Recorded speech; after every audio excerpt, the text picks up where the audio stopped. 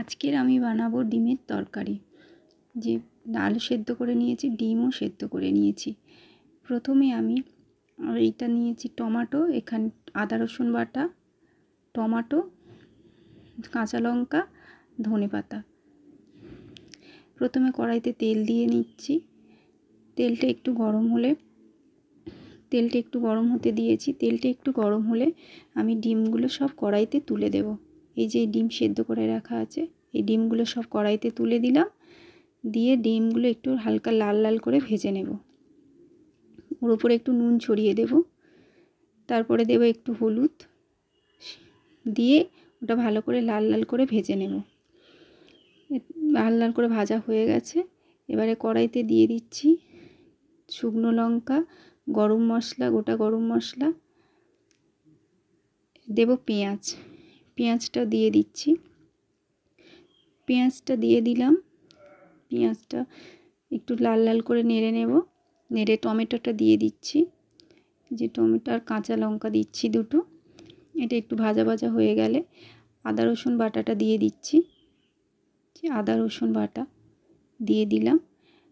আদা রসুনটা একটু ভাজা ভাজা হয়ে গেলে অল্প একটু জল দিয়ে দিচ্ছি, যাতে মশলাটা না পুড়ে যায়। এটা দিলে ভালো করে ভাজা ভাজা হয়ে যাবে। এরপরে দিচ্ছি লবণ।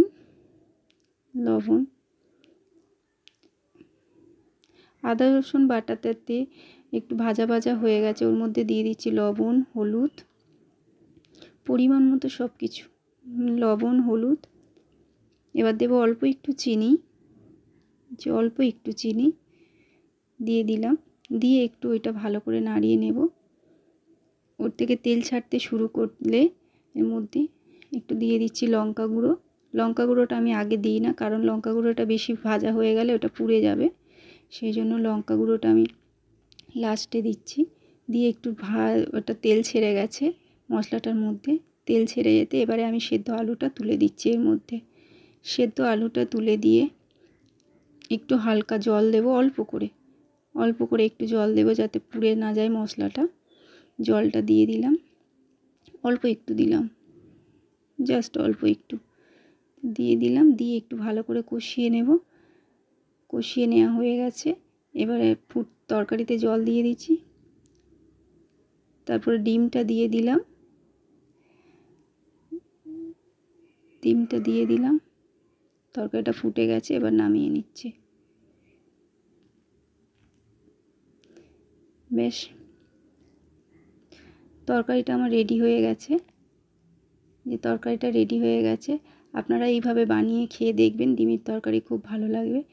আমার রান্নাটা যদি আপনাদের ভালো লেগে থাকে, আমার চ্যানেলটাকে কমেন্ট করবেন, সাবস্ক্রাইব করবেন, লাইক করবেন।